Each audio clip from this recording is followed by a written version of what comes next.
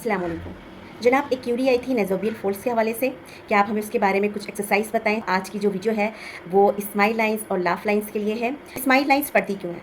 सबसे पहली रीज़न उसकी एज है। जैसे-जैसे आपकी एज बढ़ती है, ये एक नॉर्मल सा प्रोसेस होता है कि आपके चेहरे की स्किन की इलास्टिसिटी और उसका जो वॉल्यूम है वो कम होना स्टार्ट हो जाता है और आपकी जो स्माइल लाइन्स है वो डीपर हो जाती हैं और आपकी स्किन सैगनेस की तरफ जाती है। अच्छा, एज के अलावा जो इसकी दूसरी रीज़न है वो है सन डैमेज। चाहे आप घर पे हों, चाहे आप बाहर जा रहे हों, आपने सन ब्लॉक का इस्तेमाल लाज़मी करना होता है। अगर आपके पास सन ब्लॉक नहीं है तो कम से कम आप अपने चेहरे को कवर करके जाएँ। अगर आप मेल हैं तो आप क्या पहन के जाएँ। अगर आप फीमेल हैं तो कोशिश कीजिए आप कोई नकाब कर लीजिए या फिर ज़्यादा पानी पी के घर से निकलें, क्योंकि ज़्यादा पानी का इंटेक भी आपको सन एक्सपोजर क्योंकि ज़्यादा पानी का इंटेक भी आपको सन एक्सपोजर से बचाता है। ठीक है। उसके बाद तीसरा जो आपका रीज़न है वो है आपका वेट फ्लक्चुएट होना, यानी कि कभी आपका वेट बढ़ता है, कभी कम होता है। उससे क्या होता है, आपकी स्किन लूज़ हो जाती है और वो आपके जो है लाइंस का सबब बन सकती है। इसके अलावा जो एक है वो है स्मोकिंग। ठीक है, अगर आप स्मोकिंग करते हैं ना तो भी वो मसला करता है, क्योंकि जब आप स्मोक करते हैं तो वो आपको एजिंग की तरफ लेके जाती है वक्त से पहले, और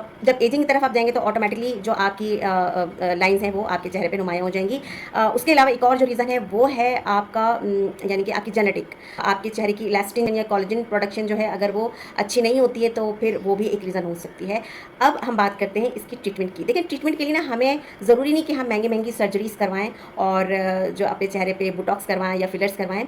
हम अगर 30s के बाद ना फेशियल मसाज स्टार्ट कर दें और अपनी डाइट अच्छी कर लें तो हम इन चीज़ों से बच सकते हैं। यानी कि वो प्रोसेस स्लो हो जाता है। सब ने एज पे जाना है। मेरे ख्याल से इस चीज़ को हमें एक्सेप्ट कर लेना चाहिए। जब हम एज के साथ साथ आगे जाते हैं तो हमें ये चीज़ फेस करनी पड़ती है। हाँ, हमारा जो रूटीन है, हमारी जो लाइफ स्टाइल है, वो उस प्रोसेस को स्लो ज़रूर कर सकती है। तो आज हम बताने वाले हैं आपको कुछ ऐसे एक्सरसाइज जिससे आप अपने चेहरे पे बनने वाली इन लाइंस के प्रोसेस को स्लो कर सकती हैं और अपने चेहरे को यंग लुक दे सकते हैं या यूथफुल नज़र आ सकता है आपका चेहरा। अच्छा, 3-4 महीने पहले ना मेरी जो ये लाफिंग लाइंस थी ना ये बहुत ज़्यादा हो रही थी। मैंने 3-4 महीने से एक्सरसाइज स्टार्ट की है। ये बताना इसलिए ज़रूरी है कि मुझे इस एक्सरसाइज से फ़ायदा हो रहा है।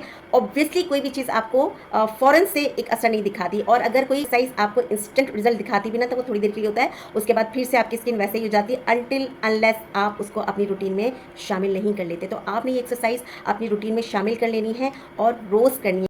मुझे लगता है ना ये वीडियो 2 पार्ट में जाएगी, क्योंकि मेरी आदत नहीं है कि मैं डायरेक्ट आपको बताना स्टार्ट कर दूँ। सबसे पहले अगर हमें कोई प्रॉब्लम है ना तो हमें उसके कॉजेज़ या उसकी बेस पता करनी होती है कि ये है क्या चीज़, क्यों होती है, कॉजेज़ क्या-क्या हैं इसके, और हम इसको ट्रीट किस तरह से कर सकते हैं। तो देखिए, ट्रीटमेंट तो आपको ना बोटॉक्स भी मिल जाएगी, आपको फिलर्स भी मिल जाएंगे, लेकिन वो क्योंकि बहुत कॉस्टली होते हैं तो मैक्सिमम लोग जो है वो नहीं करवा सकते।